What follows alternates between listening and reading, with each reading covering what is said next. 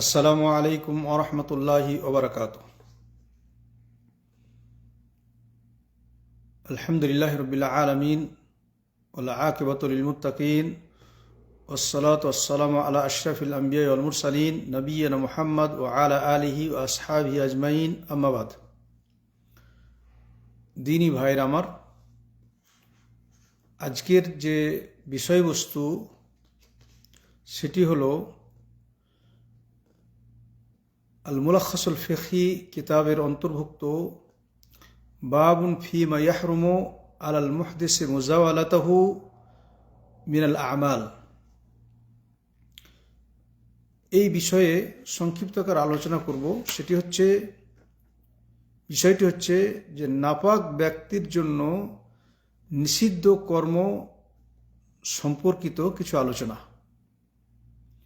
যারা নাপাক অবস্থায় আছে, পবিত্রতা অর্জন করতে পারে নাই অথবা পবিত্রতা অর্জন হয় নাই, তো এই নাপাক অবস্থাতে কি ধরনের কাজ আমাদের জন্য করা চলবে না, এই নিয়ে সংক্ষিপ্ত আকার আলোচনা করব। মুহদেস দুই প্রকারের হয়, একটা হচ্ছে হাদাসে আকবার এবং হাদাসে আসগার, বড় নাপাকি এবং ছোট নাপাকি। তো বড় নাপাকি যেটা যাতে গোসল ফরজ হয়, আর ছোট নাপাকি যাতে অজু দরকার, গোসল করার দরকার হয় না। তো এখানে যেটা আলোচনা হবে সেটা হলো দুই নাপাকি নিয়ে আলোচনা হবে। তারপরে বিশেষ করে বড় নাপাক বা বড় নাপাকি অবস্থাতে কি কাজ করা নিষিদ্ধ সেগুলো আলোচনা হবে ইনশাআল্লাহ। প্রথমত, বড় নাপাকি হোক অথবা ছোট নাপাকি, দুই নাপাকির জন্যই একজন মুহদেস ব্যক্তির জন্য যে কাজগুলো করা উচিত নয় সেটা হলো, এক নম্বর হলো মাসুল মুসহাফ আর শরীফ, কোরআনুল করিম ডাইরেক্ট ছোঁয়া, বিনা অজুতে বিনা গোসলে, গোসল ছাড়া তো কোরআন শরীফ ছোঁয়া যাবেই না যদি নাপাকি অবস্থা থাকে, কেউ বিশেষ করে বড় নাপাকি অবস্থায় থাকে। তাতেও ইখতিলাফি মসলা আছে, সেটা বলবো ইনশাআল্লাহ। তবে বিনা হায়েল বা বিনা কিছুতে ডাইরেক্ট কোরআনুল করিম ছোঁয়া, এটা ছোট নাপাকি যদি হয়, অর্থাৎ অজু ছাড়া কোরআনুল করিম ছোঁয়ার বিষয়ে ইখতিলাফি মসলা আছে। তবে উত্তম হলো, বিশেষ করে এই বিষয়ে আলোচনা হয়েছে, বলছেন লা ইয়ামাসসুহু ইল্লাল মুতাহহারুন, পবিত্র ব্যক্তি ছাড়া একে ছোঁবে না, স্পর্শ করবে না।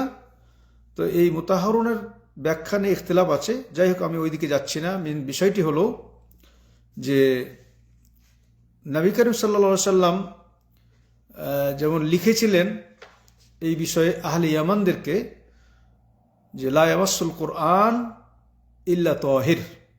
তো এই হাদিসের পরিপ্রেক্ষিতে অধিকাংশ উলামার মত হলো যে বিনা অজুতেও, ছোট নাপাকি হলেও বিনা অজুতে কোরআনুল করিম ডাইরেক্ট ছোঁয়া এটা উচিত নয় বা ঠিক নয়। অনেকে হারাম বলেছেন, কিন্তু অনেকে এটাকে জায়েজ বলছেন, তবে উচিত নয়। উচিত হলো যে আপনি যখনই কোরআনুল করিম ছুঁয়ে পড়বেন বা ধরবেন, তো অজু করে কোরআনুল করিম ধরেন, এটাই হচ্ছে সব থেকে সুন্দর, এবং কোরআনের সম্মানও বজায় থাকে। কোরআনুল করিমকে সুন্দরভাবে ছোঁয়া হয়, ছুঁতে হলে তার সম্মানার্থে অজু করে পবিত্র অবস্থায় ছোঁয়া উচিত। যাই হোক, এই বিষয়ে অনেক লম্বা আলোচনা আছে, কিন্তু সংক্ষিপ্ত আকার আলোচনা এটাই যে অনেকে জায়েজ বললেও উত্তম হচ্ছে, আফজাল হচ্ছে কোরআনুল করিম পড়তে হলে বা ধরতে হলে অজু অবস্থাতে ধরাটাই হচ্ছে উত্তম। বিনা অজুতে ধরা যাবে কি যাবে না, অনেকে হারাম বলেছেন, অনেকে বলছেন না জায়েজ। তবে মসলা হচ্ছে জায়েজ, তবে উত্তম বা আফজালিয়াত হচ্ছে যে অজু অবস্থায় কোরআনুল করিম ছুবেন। নাম্বার 2, যে কাজটা একজন বিনা অজু বা একজন মুহদেসের জন্য হারাম, সেটা হলো as-salatu ফারজান আও নাফলান। উম্মতে ইজমা, যে সমস্ত আহলে ইলমদের ইজমা যে যদি কোনো ব্যক্তি অজু বা তহারাত অর্জন করতে সক্ষম হন, সক্ষম ব্যক্তি, সে বিনা অজুতে বা বিনা পবিত্রতাতে নামাজ, চাহে নামাজ সেটা ফরজ হোক বা নফল হোক, সে নামাজ আদায় করতে পারে না, নামাজ হবে না, এটা নামাজ বাতিল হবে। কেউ যদি বিনা অজুতে নামাজ পড়ে, কিংবা বিনা গোসলে তো কোনো কথাই নেই, বিনা অজুতে যদি নামাজ পড়ে আর অজু করতে সে সক্ষম, তার সমস্ত ওলামা একরামগণ একমত যে বিনা অজুতে নামাজ কবুল হবে না, এবং এমনকি ইচ্ছাকৃত পড়লে সে গুনাহগার পর্যন্ত হবে। কারণ আল্লাহ তাআলা বলছেন, ইয়া আইয়ুহাল্লাযীনা আমানু ইযা কুনতুম ইলা সলাতি ফাগসিলু ওজুহাকুম ওয়া আইদিয়াকুম ইলাল মারাফিক ওয়ামসাহু বিরুউসিকুম ওয়া আরজুলাকুম ইলাল কাবাইন। তারপরে আল্লাহ তাআলা আরো বলছেন যে ওয়াইন কুনতুম জুনুবান ফাত্তাহহারু। তো এই দলিলের পরিপ্রেক্ষিতে এবং আল্লাহ রাসূল সাল্লাল্লাহু আলাইহি ওয়াসাল্লামের হাদিস, লা ইয়াকবালুল্লাহু সালাতাম বিগাইরে তাহুরিন, আল্লাহ রাব্বুল আলামিন কাউরি নামাজ কবুল করবেন না বিনা পবিত্রতাতে। তাহলে পবিত্র অর্জন করা ছাড়া নামাজ কবুল হয় না। অন্য হাদিসে এসেছে, লা ইয়াকবালুল্লাহু সালাতা আহাদিকুম ইযা আহদাসা হাত্তা ইয়াতাওয়াদ্দা, কাউরি যদি অজু অবস্থায় থেকে থাকার পরেও হাদাস হয়ে যায়, এমনকি নামাজ অবস্থাতে আছে, নামাজরত অবস্থাতে আছে, এই অবস্থায় যদি অজু ভেঙে যায়, হাদাস হয়ে যায়, নামাজ অজু নষ্ট হয়ে যায়, তাহলে যতক্ষণ পর্যন্ত সে অজু করে না আসবে ততক্ষণ পর্যন্ত তার নামাজ কবুল হবে না, আল্লাহ কবুল করবেন না। তাহলে এগুলোতে বোঝা গেল যে কোনো অবস্থাতেই যদি সে ক্ষমতা রাখে অজু করার, হ্যাঁ যদি কুদরত না থাকে তার ব্যাপারটা আলাদা, তার জন্য তায়াম্মুমের ব্যবস্থা আছে, তায়াম্মুম করতেও যদি সক্ষম না হয় তার জন্য বিনা তায়াম্মুমে বিনা অজুতেও নামাজের ব্যবস্থা করতে থাকবে এবং নামাজ হবে, সেটা আলাদা মশলা। কিন্তু সক্ষম ব্যক্তির জন্য বিনা অজুতে সে নামাজ পড়ে নেবে, সে জাহেল হোক অথবা আলেম হোক, সে ইচ্ছাকৃত হোক অনিচ্ছাকৃত হোক, তার যদি বুঝেছে তাহলে তার নামাজ কবুল হবে না। বরং কেউ যদি ইচ্ছাকৃতভাবে বিনা অজুতে জেনে শুনে নামাজ পড়ে তাহলে ইয়াসাম, সে গুনাহগার হবে। আর যদি সে না জানতো, জাহেল ছিল বা ভুল করে সে নামাজ পড়ে নিয়েছে, তাহলে সে নামাজ কবুল হবে না, সহি হবে না, তাকে নামাজ আবার অজু করে নামাজ পড়তে হবে, তবে গুনাহ থেকে বাঁচবে সে জাহালাতের কারণে অথবা ভুলের কারণে। নাম্বার 3, যারা অজু ছাড়া যে কাজটি করতে পারবেন সেটি হলো তওয়াফ বিল বাইতুল আতিক, কাবা শরীফের তওয়াফ করা। কেউ যদি তওয়াফ করতে চায় বিনা অজুতে বিনা পবিত্রতাতে তওয়াফ করতে পারবে না, কারণ কাবা শরীফের তওয়াফ করা এটাকে একটি নামাজ বলা হয়েছে। তবে আল্লাহ তাআলা সেই তওয়াফের অবস্থাতেও কথা বলাকে মানুষের জন্য জায়েজ রেখেছেন, কিন্তু নামাজে কথা বলা জায়েজ নেই, কিন্তু তওয়াফ অবস্থায় কথা বলা জায়েজ আছে। পার্থক্য এটা, কিন্তু অজু অবশ্যই করতে হবে, কারণ আল্লাহ রাসূল সাল্লাল্লাহু আলাইহি ওয়াসাল্লাম তওয়াফ করেছেন, যখনই তওয়াফ করেছেন অজু করেই তওয়াফ করেছেন। এবং নবী সাল্লাল্লাহু আলাইহি ওয়াসাল্লাম বা হাদিসের মশলা হলো, বা আমরা যেটা পাই যে একজন হাইজা কিংবা একজন অপবিত্র মেয়ে যারা হাইজ অবস্থায় থাকে অথবা নিফাস অবস্থায় থাকে, সেই অবস্থায় তাকে তওয়াফ করতে, বাইতুল্লাহ তওয়াফ করতে নিষেধ করা হয়েছে যতক্ষণ পর্যন্ত সে পবিত্রতা অর্জন করতে না পারে।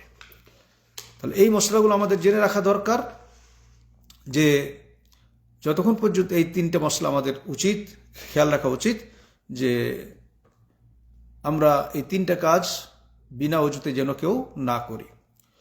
দ্বিতীয় মশলা হলো হাদাসে আকবার যদি কারি হয়, বিশেষ খাস মশলা তার জন্য, যে একজন মুহদেস হাদাসে আকবর অর্থাৎ বড় নাপাকি অবস্থায় যারা আছেন, যেমন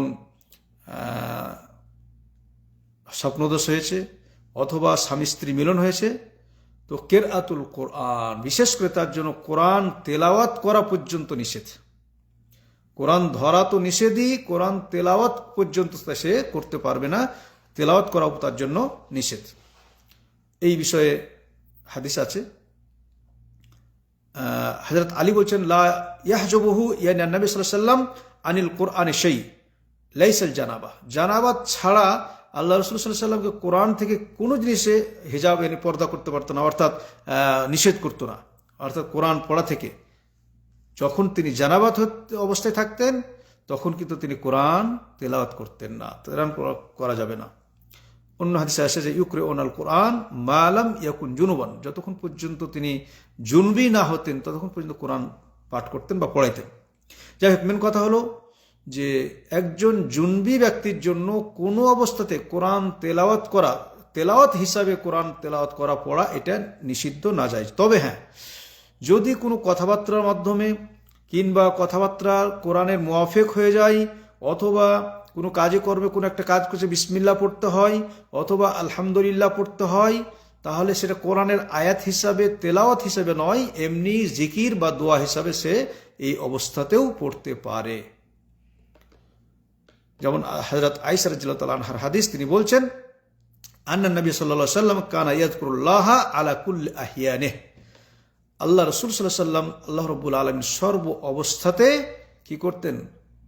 জিকির আজকার করতেন। তাহলে জিকির আজকার একজন হাদাসে আকবার যদি হয়, অর্থাৎ বড় নাপাক জুনবি অবস্থাতে হলেও, স্বামী স্ত্রী মিলনের পরেও অথবা স্বপ্নদোষ হওয়ার পরেও কোনো একজন ব্যক্তি জিকির আজকার করতে পারে, কোরআন তেলাওয়াত করতে পারে না, তেলাওয়াত হিসাবে করতে পারে। তবে কোরআনের কোনো আয়াতের কোনো অংশ যদি জিকির করতে গিয়ে এসে যায় তো তাতে কোনো দোষ নাই। মসলা হলো যে নারীদের বিষয়ে, যে সমস্ত হাইজ অলি নারী হাইজ অবস্থায় ঋতু অবস্থায় আছেন অথবা নেফাস অবস্থায় আছে, বাচ্চা হয়েছে, তো এই যে একটা লং টাইম, লম্বা ইখতিলাফ আছে। অনেকেই বলেছেন যে এটা যেহেতু লং টাইম ধরে তারাকে কোরআন থেকে দূরে থাকতে হয়, এই জন্য অথবা কোরআনের টিচার অথবা কোরআন মুখস্থ করতে হয়, মাদ্রাসায় শোনাতে হবে। তো এইরকম পরিস্থিতিতে এরা কোরআন পাঠ করতে পারবে, এটা অনেকের মত। তারা কোরআন পাঠ করতে পারবে, তবে কোরআন ধরবে না ডাইরেক্ট, কোনো রেহেলে অথবা হাতে কোনো গ্লাভ অথবা এই ধরনের কিছু দিয়ে তারা কোরআনের পাতাগুলো উল্টাবে বা কোরআন পড়তে পারবে। বাকি জুনবি অবস্থাতে কোনো অবস্থাতেই কোরআন পড়তে পারবে না। এই হচ্ছে উলামা ইকরামদের মসলা এই বিষয়ে। দ্বিতীয় নম্বর হলো যে মসজিদে অবস্থান করা জুনবি অবস্থাতে, এদের জন্য জুনবি অবস্থাতে মসজিদে ওই মানে ডাইরেক্ট জুনবি অবস্থাতে অবস্থান করা ঠিক নয়, নাজায়েজ। হ্যাঁ, তবে ওলামা ইকরাম বলছেন যে যদি কেউ জুনবি অবস্থায় হয় আর সে ওযু করে নেয়, তাহলে একটু জুনবিটা তার মানে তহারাতটা একটু কমজোর হয়ে গেলে, নাফাকিটা কম মানে একটু কমিয়ে দিলে, মানে ওযু করার পরে যদি সাময়িকভাবে সে মসজিদে বসবাস করতে চায়, থাকতে চায়, তো বসতে পারে। তবে মসজিদে শুধু অতিক্রম করা, পার হয়ে যাওয়া, এটা জুনবিদের জন্য জায়েজ, কিন্তু মসজিদে বসে ইবাদত করবে, মসজিদে বসে থাকবে, এই জুনবি অবস্থাতে তাদের জন্য জায়েজ নয়। আল্লাহ তাআলা বলেছেন ইয়া আইয়ুহাল্লাযিনা আমানু লা তাকরাবুস সালাহ ওয়া আনতুম সুকারা হাত্তা তা'লামু মা তাকুলুন ওয়ালা জুনুবান, কোন জুনবির জন্য জায়েজ নয় মসজিদে যাওয়া, ইল্লা আবিরি সাবিলিন, তবে কেউ যদি শুধু রাস্তা অতিক্রম হিসেবে মসজিদের ভিতর দিয়ে যাওয়ার রাস্তা হয়, তাহলে রাস্তায় সে হেঁটে চলে যেতে পারে, হাত্তা তাগতাসিল, যতক্ষণ পর্যন্ত সে গোসল না করবে। এটা বিশেষ করে জুনবি বা যারা বড় নাপাকি তাদের জন্য। আর আল্লাহ রাসূল সাল্লাল্লাহু আলাইহি ওয়াসাল্লাম উহিল্লুল মসজিদা লিহাইদিন ওয়ালা জুনুব, জুনবিদের জন্য এবং হাইজ ওয়ালিদের জন্য মসজিদকে আমি হালাল মনে করি না, মানে সেখানে বসবাস করা বা সেখানে সময় মতো কিছু সময় ধরে বসে থাকা, এই ধরনের কাজগুলো করা চলবে না। এই ছিল আজকের মসলা, বিশেষ করে যারা নাপাক অবস্থায় থাকবে তাদের জন্য। তো আমরা অবশ্যই এইগুলো মসলাগুলোর খেয়াল রাখবো ইনশাআল্লাহ, যাতে করে কোনো আমরা জুনবি অবস্থাতে কিংবা নাপাক অবস্থাতে এমন কোনো কাজ করি যে কাজের কারণে আমাদের গুনাহ হয়ে যায়, এরকম কাজ থেকে যেন আমরা বাঁচতে পারি বা এরকম গুনাহ থেকে আমরা যেন বাঁচতে পারি, এই জন্য আজকের এই ভিডিও করা। আল্লাহ রাব্বুল আলামিন আমাদের সকলকে তৌফিক দান করেন যে আমরা যেন ইসলামের সঠিক মসলাগুলো জেনে সঠিকভাবে আমল করার সুযোগ পাই এবং আল্লাহ রাব্বুল আলামিন আমাদের সকল সঠিকভাবে আমল করার তৌফিক দান করেন।